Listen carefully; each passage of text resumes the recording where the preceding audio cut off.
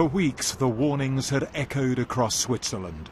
Don't pay attention to those graphic posters calling for a stop to mass immigration. A vote to curb migration from the EU, they were told, would risk retaliation from their largest trading partner.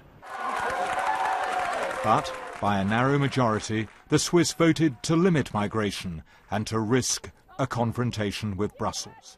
First, we have to find jobs for our people. This vote is, to me, a catastrophe for Switzerland.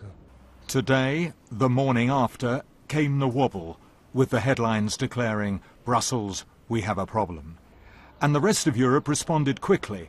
If Switzerland did not accept freedom of movement, it was told, then it couldn't expect to keep the benefits of free trade. The French foreign minister weighed in. "We will review our relations with Switzerland," he said. Then the German foreign minister. "Switzerland must realize that cherry-picking policies with the EU is not a long-term strategy. As to continuing free trade with the EU, an EU commissioner had this blunt response. That is not possible. In Switzerland itself, the vote to take back control over migration has sparked some protests. The country is divided.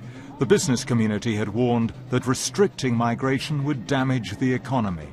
But the mood has turned against a situation where a quarter of the population came from abroad. Brussels is waiting to discuss with Switzerland what it has in mind.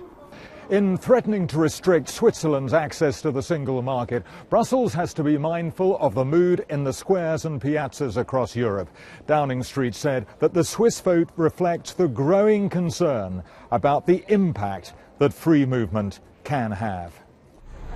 The rest of Europe is watching Switzerland. There are other parties campaigning to limit migration.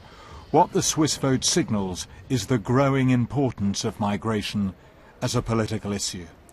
Gavin Hewitt, BBC News, Brussels.